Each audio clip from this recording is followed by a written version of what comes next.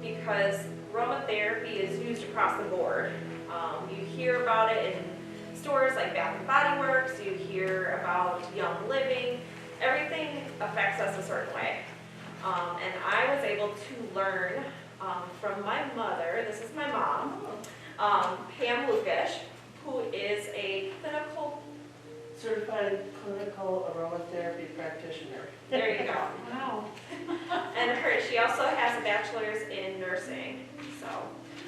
So in her background, so she can share a little bit about herself, how she's used aromatherapy or essential oils in her clinical practice as a nurse, but also as her day-to-day just usage and how it helps her. So she'll give you some tips, also how to use essential oils safely.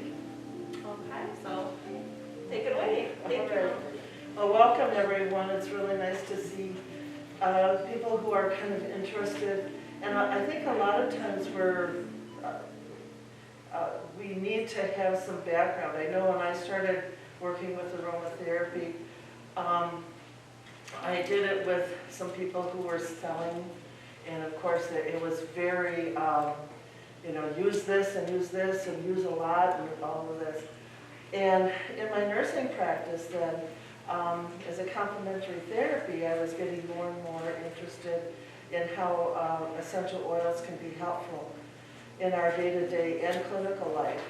So I ended up taking a class, a certification class. It was developed by a nurse in the United Kingdom, and you started using essential oils in practice way before we did. The thing is that there are some issues that we need to address as far as safety, and particularly as we get older, as aging kind of makes us much more sensitive to some of the oils in many ways. Clinically, when I took the class, I was working in hospice, and I had used some oils when I worked in the hospital a little bit, but they hadn't really opened up to it at that point. This was in the late 90s, and right to around 2000. And then I started transition from working in oncology for 25 years to hospice. And through the years, seeing how people suffered, and sometimes you get to a point where there really can't be anything more clinically done, and so it's about having peace of mind and comfort and support, and having family around and coming to terms with the fact that you're not going to make it through this disease process, whatever it is. Anywhere from kidney disease, lung disease, heart disease, cancers, different types of neurological problems. It's just a progression. So I transitioned to hospice, and there's where I really found that aromatherapy was very beneficial for the patients and the people that I took care of. I did home care for about 1.5 years, and then the last 13 years of my clinical hospice work was done at Zilber Hospice. It's an Aurora facility over on Honey Creek Parkway. And there we had a doctor who was our medical director, who was very open to the complementary therapies. And he gave me kind of carte blanche to use aromatherapy. And the biggest focus that I had was on wound care. So I would use essential oils. People would come in with bed sores or sores on their legs from poor circulation and all those things. So I would use the essential oils, make blends of essential oils to use on their wounds. And it was amazing. Some people had been working with the doctors in wound care for a long time, and I would start using the oils, and these things would heal up, even during the dying process when healing is really, really difficult. So anyway, I became really kind of settled into the fact that aromatherapy is really good. However, we need to be mindful and use it safely. So, that being said, there are a lot of companies out there that are selling essential oils now. And the problem with that is that they're selling the benefits of essential oils, but they don't sell the safety of it. For the most part, most oils, there's only about 4 oils that we kind of figure that are skin safe or that are safe to apply directly. And even those, clinically, I would always dilute. You know, that was one of the things, dilute, you know, that we were taught. So those are lavender, frankincense,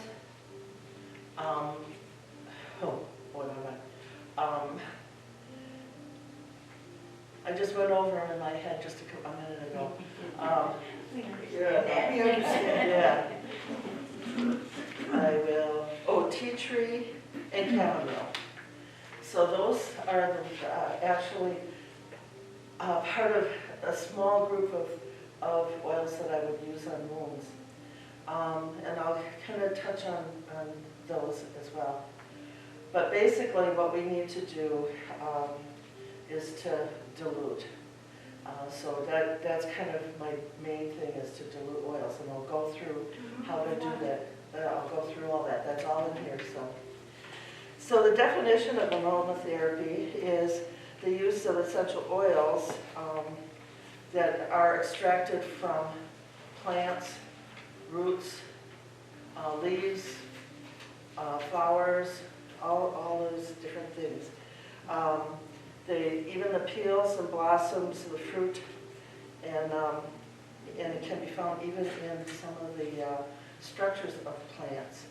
So it's kind of a basic compound in the growth and well-being of the plant as well. The thing to remember is when those oils are extracted, they are so concentrated that we need to be able to understand that they do need to be diluted. With essential oils, more is not necessarily better. And if we're sensitive to the oils as well, last night I was going through some of my oils and just checking them out, and I started getting really lightheaded. And it's because I'm just taking, even though I just took a little sniff of, by the time I got to 7 or 8, I was like, whoa, you know. So there are some companies that do blends as well, and they'll be for specific things. To start out, I would absolutely recommend that you get just single oils, and if you want a multiple effect, then you blend them yourself, a drop of each, or however. So now to identify them, they have scientific names, and that's one of the ways that you can check to see how about oils.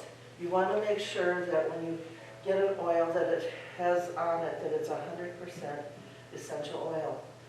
Some companies will sell cheaper because it's diluted with other oils. I'm getting really hot under here. Are you okay if I just, as long as we're distanced? There, thank you. So when you look at it, it should have on there the scientific name. This is frankincense. The scientific name underneath it is Boswellia cartieri. Now there are different plants in the Boswellia family, so they'll have a different last name, so you can kind of tell, but it should have the scientific name. Just as a side note, with frankincense, it's an anti-inflammatory, and it has anecdotally, it has some effect against cancer cells. And the reason I say anecdotally is because that's kind of been what's presented out in the general public as, this is, I use this and this helped, this and that. My brother had a brain tumor, a glioblastoma. This is about 9 years ago. He had brain surgery, he had radiation therapy, and he was on a steroid to keep the swelling down. His doctor down at Freighter, is a now neurosurgeon, and he told my sister-in-law, as his doses of the steroid were diminishing, he said, go to the health food store and get capsules of boswellia. That's the scientific name for frankincense. And he said, when you get to a certain level of the steroid, then start giving him the boswellia because it keeps the swelling down. So it is being integrated into our therapies and such now. So,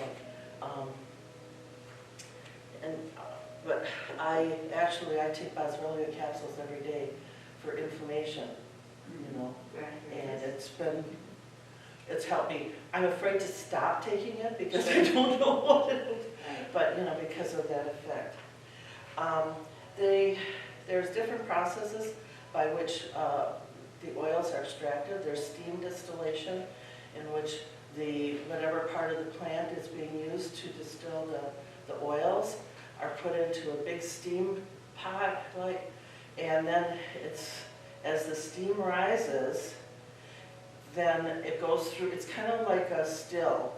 As the steam rises, then the water condenses, the oils trickle down, the oils then float on top, and the water goes away. So then the oils then become concentrated, and then they can take that and bottle it.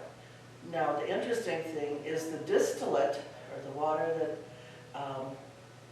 that comes off of it, carries some of those properties and a little bit of that with, so it becomes like a real diluted form of that oil, and it's called a hydrosol. And so that's, like having it diluted already, and it can be used as well. Then there's expression where they literally squeeze the oils out. Now, something like orange or lemon, some of the citric oils, if you've ever taken an orange and you squeeze the peel backwards and you get those little pops, those are essential oils. In fact, I remember as a kid, my dad would take it and do that, and he'd light a match, and you could see all these little oils. Wow. So, and he would eat the peels because he said that's the best part because you get more of the vitamin C and such. So, that's another way. And then there are some where they add a chemical to it that helps to extract the oils. There are so many benefits, promoting health, peace of mind, calming. They're antibacterial, antiviral, antiparasitic. They can stimulate the immune system, anti-inflammatory, wound healing, relaxing, and even with nausea. Ladies who have morning sickness use ginger and fennel, and sometimes peppermint's a little touchy, but ginger and fennel help with nausea, or if you're having, if you're sick. The antibacterial, antiviral. Those of us who are a little bit older, remember, you had a tooth pulled, and they pack it with clove oil. Yes. Those little things, and it would, the smell would be. But cloves is an astringent. It was antibacterial because mouth's full of bacteria, and it also has a numbing effect. So that's why that was used back in the day. Yeah. So the oils use the olfactory system, or the brain, the part of the brain that senses smell. And they're not really sure how that connects to the other parts of the brain to do the work that it does, but it does it. So who are we to question that, right? And it works in the primitive part of the brain, and where the emotion and memory are stored. So sometimes you get a smell, and you think, oh, I remember that my mom had that kind of perfume, or I remember when grandma used to bake this, or my dad worked in a shop and I remember that, so it stimulates our memory and can go back to different things. When buying the oils, they always should come in some kind of a dark bottle. and it should be clear, closed tightly and kept stored in a dark place. The light can affect how the oils stay preserved. For even keeping them out of the heat, I used to, sometimes there were certain oils that I would store in the refrigerator, like when I worked at the hospice. I had a specific little refrigerator that kept all the oils in to keep them pure, but they can last for a long, long time as long as they're stored correctly. You should be able to look up at the companies to check to see, how they process and how they do it. There's Young Living, there's doTERRA, there's a new company called Revive. A lot of times I've gotten oils from two of those, but a lot of the oils that I get, because it's just simpler, those other ones are like multi-level, and so if you go in and buy them, they're a little more expensive unless you're a distributor. But there's a company called Nature's Gift, and I'll get oils from there because there's like no markup, and they're really good quality oils. When I would do the wound care, I would take a little bit of whatever oil I was going to be using, and I put it on a Band-Aid. I put it on the person's skin and leave it there for at least 12 hours. Usually it was 24, the next day, to make sure that there was no sensitivity. For the most part, I've never had any, because I use the skin-friendly oils. However, there's some of the oils that are really what we call hot. Some of the constituents can cause irritation. Things like cloves. Cloves is a very hot oil and can burn. One time I used peppermint. This is before I had training. I used peppermint on someone who had an upset stomach. I put just a little drop on it, and it's burning, and he was really sensitive. So I really learned my lesson on that one. Some of the techniques for relaxation that Young Living had, it's called raindrop therapy, and somebody did it on me, and it burned the back of my neck because they were putting them on what they call neat or straight on.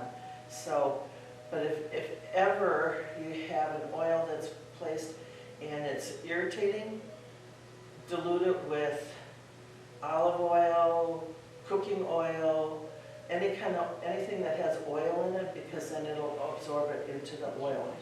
Washing it with water it's like trying to wash oil off with water. You're not going to get it. So use it. Yeah. If it ever splashes in your eye, use milk to rinse your eye, because milk has a butterfat in it, and it will help to wash it out.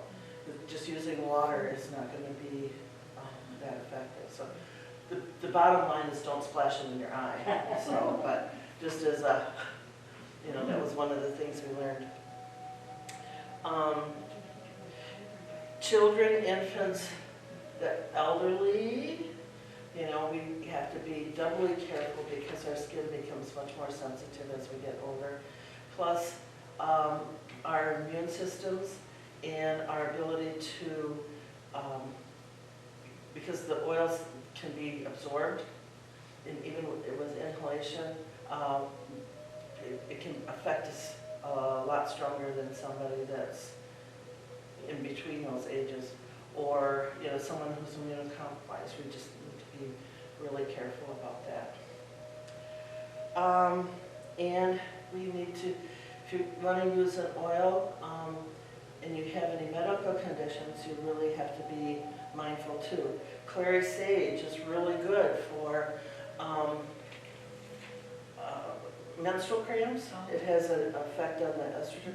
However, if you're pregnant, it can induce the possibility of inducing early labor. In fact, I think at the Women's Center over at West Dallas, there's one of the girls that is an aromatherapist, and she said sometimes when a mom is having difficulty getting her labor going, they'll diffuse clary sage to help with, stimulating that. Now, they can use several methods of use. One is application, and that, of course, I'll talk a little bit about with diluting. Inhalation is direct and indirect. You can take a couple of ways.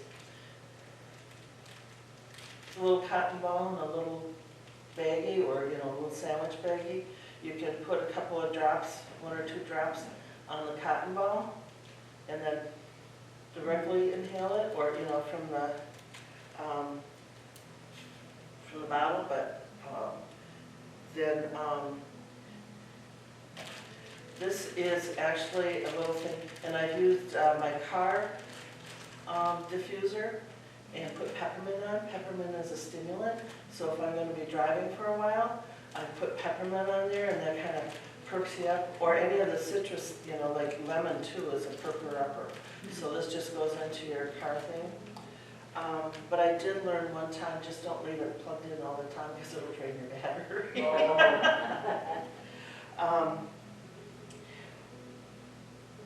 Let's see, I'll start from here. Another thing, what I would do at hospice, or sometimes if I just want, I know I'm not going to use an oil for a long time, then I get one of these little spray bottles, fill it, a little bit, about halfway with water, put 1 or 2 drops of your oil in there, and before you use it, make sure you shake it up really good, because the oil will float on top, so you got to shake it up really good, and then just spritz it in the air, and it will kind of just diffuse itself.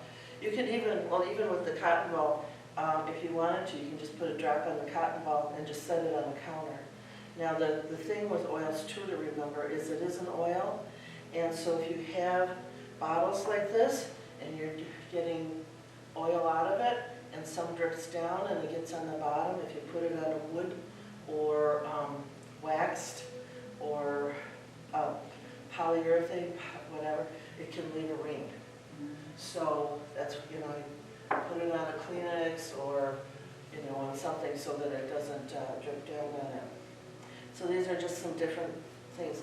For wounds or anything, you can use a little dropper, put the oil in here, and then your carrier oil, and shake it up, and then you can use it for just, little tiny drops and stuff.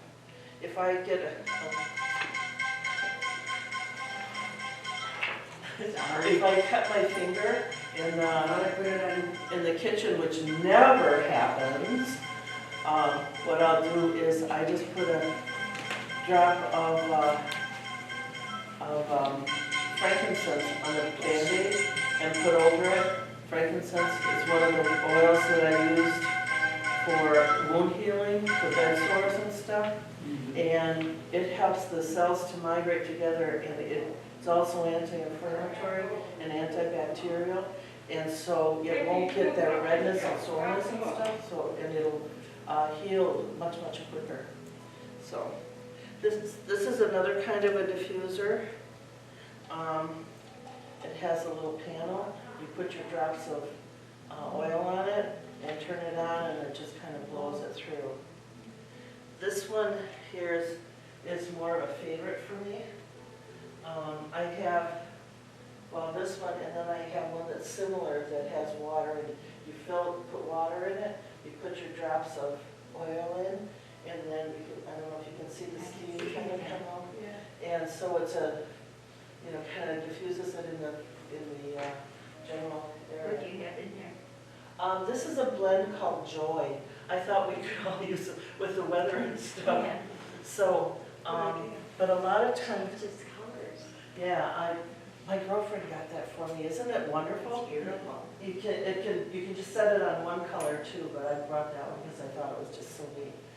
Stacy got me one that has on the bottom, the pink Himalayan stones, and the stones are in the bottom, and then the top is where you put the water in, so you get the effect of the Himalayan stones as well. So, What kind of thing would you put in that would go out in the whole room? I mean, what kind of oil? Yeah, I'm sorry. That's the thing. You can use whatever you want. If now a couple weeks ago, Micaiah, Stacy's son, was sick. he had some, there was some kind of flu or something going on. And so I just put cloves in there, or there's a blend called Thieves that has cloves, cinnamon, lemon.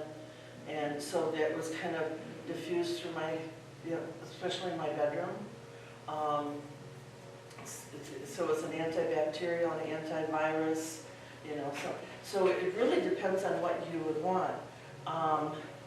At Christmas time, I'll put orange and lemon in there, kind of like, you know, and then maybe a drop of cloves just for that, you know, Christmassy kind of thing. Another one that I really like to diffuse is wintergreen. I just love that smell, and so I just kind of do it, whatever therapeutic effect it has, but it seems like it kind of calms me, and I just really like it. So it's whatever you want. This also is a necklace, and, well, here, I got another one too. But it opens up, and then inside there's a little pad, and you put a drop of oil on that, close it up, and you wear it. I know I had a test to take, and so I had this, and I put rosemary on it. Rosemary is good for memory and recall. So, you know, I did that. Or, you know, sometimes I'll do peppermint in here too if I'm sitting in an audience and it's kind of like, you know, take a little sniff of that. So those are other ways of diffusing and, you know, inhaling. You can do compresses. If you have a fever, you can do a cool compress and put 1 drop of peppermint in. Peppermint will help with lowering, you know, temperatures. Sometimes muscle cramps. I think it's the chamomile. You know, you can a warm cloth and put a drop of the oil on it. You know, you can help. It helps with easing cramps or you know, those muscle spasms that you have. Cramps anywhere? Cramps anywhere? Yeah. Those leg ones are the ones Oh, that are. they're the worst. Yeah. So you can, you know, you can do. Sometimes I find though, that by the time I get the compress ready, put the oil on, I've walked the cramp off. But sometimes just as an after, you know, just to make sure it kind of stays away. So chamomile for that? I do believe that chamomile is one that helps with, let's see, it's antispasmodic, yeah. And it has analgesic effect. Sometimes if you have a headache, a drop of lavender and a drop of peppermint, and then put the compress over, you know, over your forehead. That will help too with easing up headaches. So, bathing, we'll have a little thing after this with bathing with bath salts, using Epsom salts, and I have a little bit of sea salt. You can put a little bit of baking soda in that mixture, and then put your oils in there and shake it up really good and put it in your bath. But I don't have a bathtub anymore, and getting in and out might be more of a problem than anything. So you can, you know, put a couple of drops like on the side of your tub to, you know, so it kind of aerosolizes in there. Or put the bath salts in a foot soak.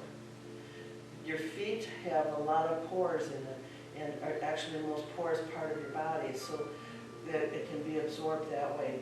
And Epsom salts in itself has a lot of healing properties because it's a magnesium carbonate. Magnesium is so important for our muscle strength, and it helps with cramps and with your heart, you know, making sure your heart works well. So, you know, just soaking your feet with the Epsom salts and the essential oils, whether it's to relax or antispasmodic, whatever, you can, you know, do that. Massage, of course, then again, you have to have somebody to help you massage, unless you're doing your own legs or whatever and diluting that. And it says gargles. About the only thing that I would suggest gargling with that I would be a real dilute of like the cloves, but it can kind of be burning in your mouth. So I kind of stay away from that unless I have this blend I guess it doesn't bring it, it's called Thieves, but it's a diluted stuff, so that I'll do that. And ingestion, some people say they take it by mouth. Some people say they cook with it, like the things like lemon and cloves and, you know, some of those herbs and spices, they have the oils. I don't generally do that. Once in a great while, if I have a real bad heartburn, I might take 1 drop of peppermint and put it with some baking soda and then put it in, but I find that it kind of comes back. And you have to be really careful with peppermint because it can relax that gastric sphincter and cause more backlash. But, you know, having a peppermint drop, peppermint helps soothe the stomach. So I really don't recommend using them orally because they are so concentrated and cause issues. So some people do.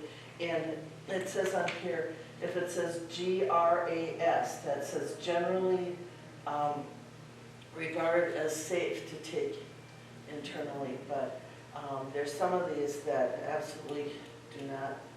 So I just kind of stay away from it altogether.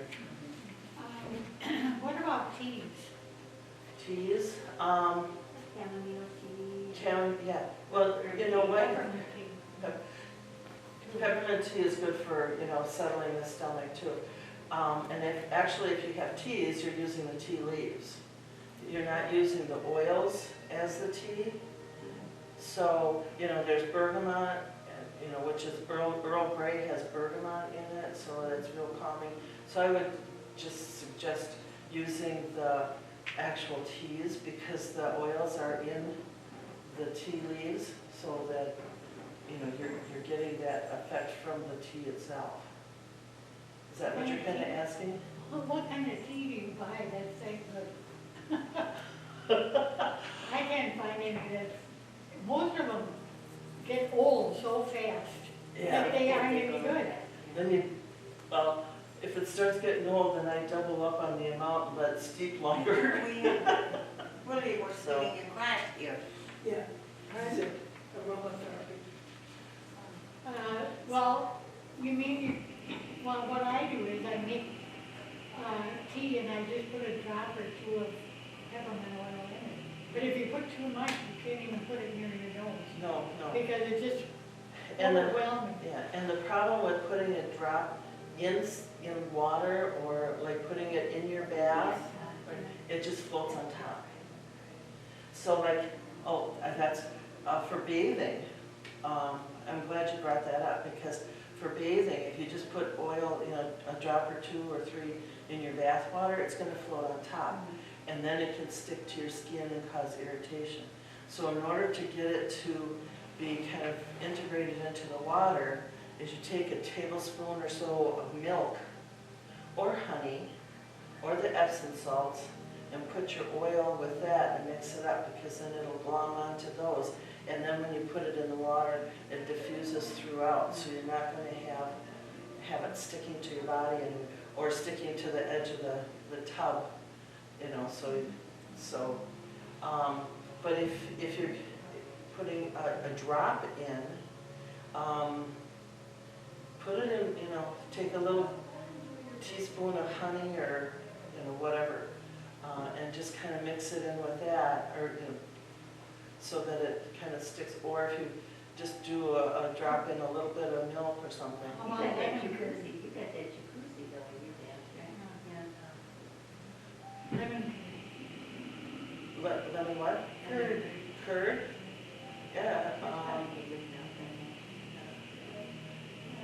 See, you just have to be really careful about using minimal because it is such a strong oil. But you can experiment a little bit too, you know. See, like I said, I know some people that use the oils in their cooking. So I think rather than going through each one of the oils that I've listed here, you can kind of read through that because we're getting kind of low on time. Might go back to that. But I think more than anything, you're kind of wondering about how to mix your oils and what to use for it. I like jojoba oil. What? Jojoba, it's Jojoba, jojoba. It is one of the oils that's most like the skin oils, natural skin oils. They say, you know, you can use any oil. I stay away from the canola and vegetable oil. They're kind of heavy. Grapeseed oil is the oil that I would use when I was working in hospice. It's a light oil and it was worked really well. I have an almond oil, which is a little bit heavier, but it works really well. I've kind of gone over to using some avocado oil as well.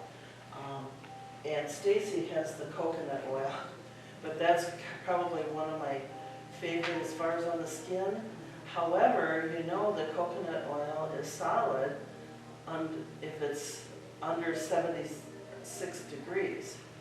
Now what you can do if you want something that's going to be more fluid is you can mix one of these other oils with it, and then it kind of tempers that temperature gradient so that it'll stay more fluid. Let's see. Oh, and this is an olive oil, and what I did with this is I got roses, big bunch of roses, I think, either from Jim or Stacy. But anyway, as the roses started to fall off, I took all the petals and I put it in a jar and put olive oil in and let them sit for, I think it was like 2 weeks in the olive oil. And then I expressed, poured and expressed the oil out of the roses. Roses have the highest, what they call Hertzian energy of any plant in the world. And that's how, the oils all have their own energy level. And it's the one of the very most expensive oils that you can get. Pure rose oil, it takes hundreds and hundreds of pounds to make a little bottle like this of rose oil. So what I did is I put it in there so that the oils leached out of the petals of the roses. And so this is an infused oil.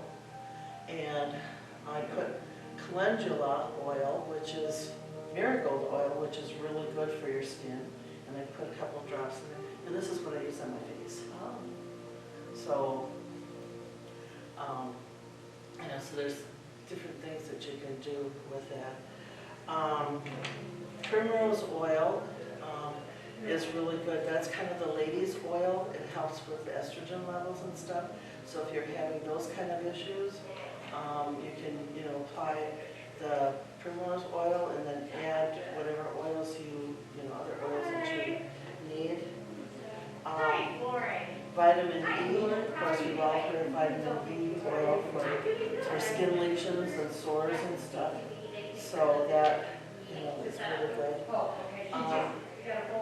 So those are some of the other things. Is there any particular, we got a few more minutes. As we move forward, I want to make sure she does it good. But are there any oils in particular that you are? Would you use olive oil? Yeah, this one is an olive oil. That one that I use for the rose. For the roses, you put Yeah. the roses in there. Yeah. I'm gonna try that. So yeah, like I said, there was a whole bunch of them, so I just kind of. The other thing too is taking. You can put vinegar in a bottle, and then put lemon and orange peels in, and that leaches out, and it's great for cleaning. If you use oil, you can use it for polishing.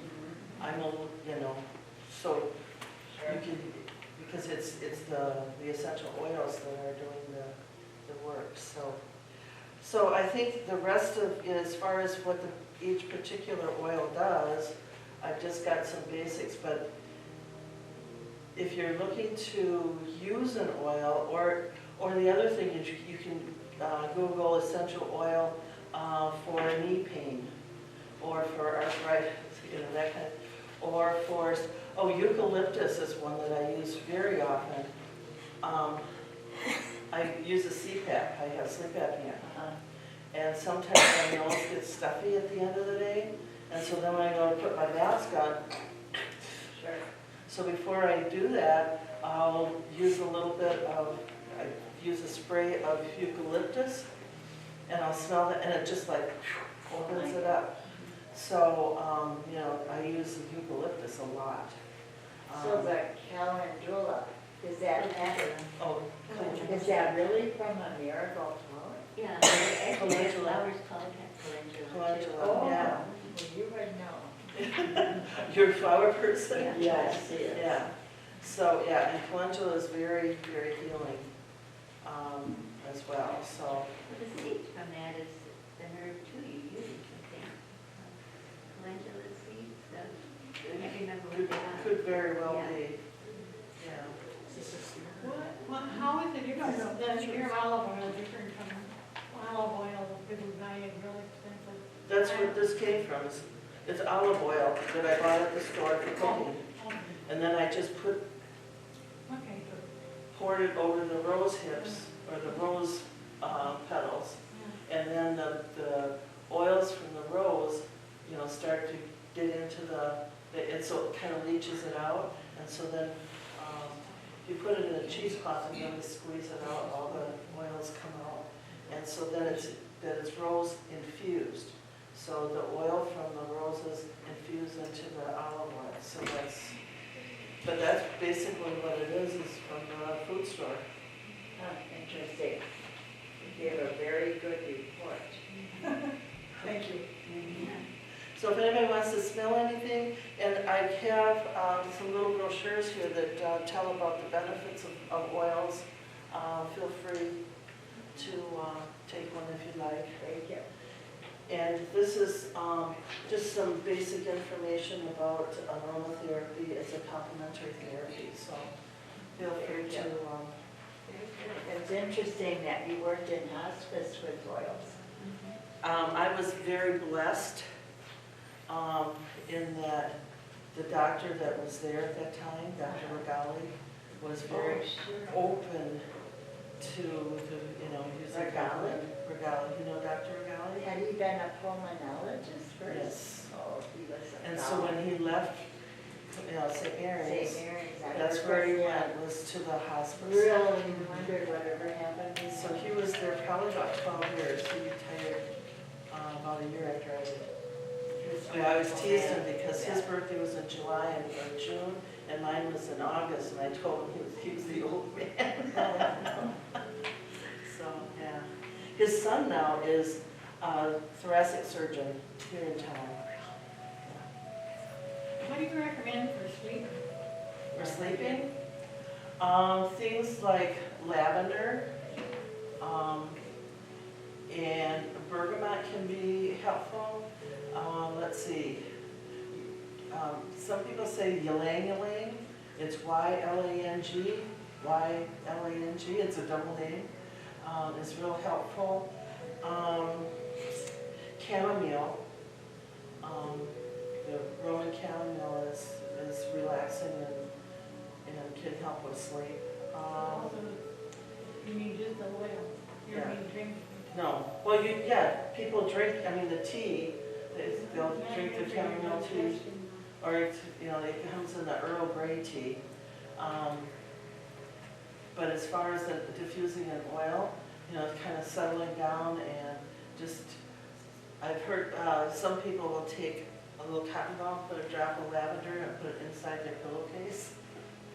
So it just slowly kind of, it's there. So, let's see.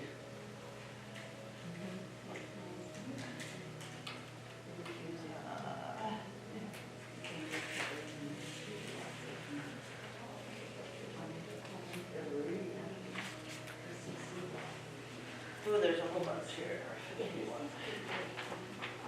This is kind of aromatherapy Bible from way back. And sometimes blending them as well.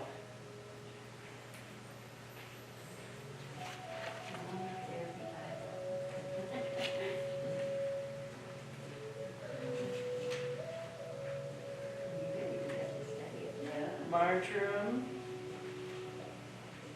I cook with a lot of those things. But not, use oil, I just use the herbs,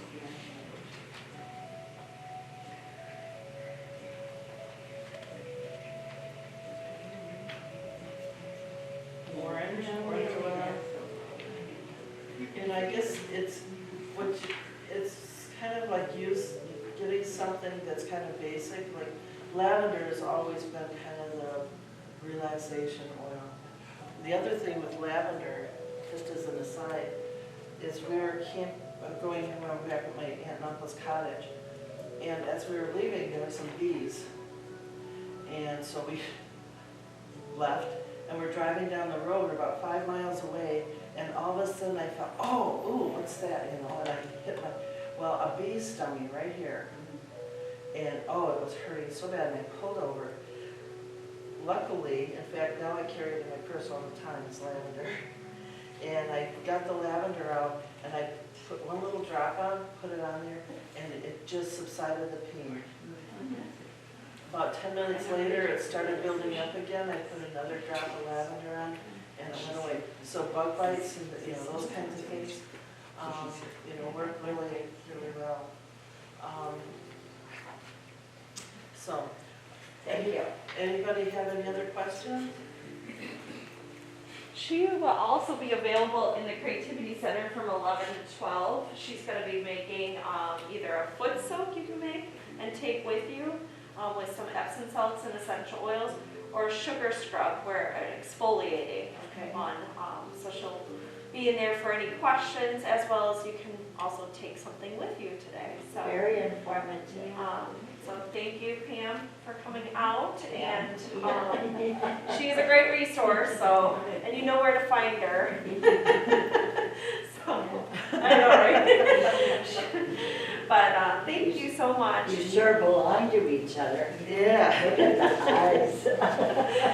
So thank you all. Like I said, I learned from her, and it's become a part of my life. Anytime I need something, I always resort to more of a holistic than I do a medicine. I know we can't say that it is a medicine, but there are many, many health benefits to it. So Like your little boy, she helped your little sick boy. yeah.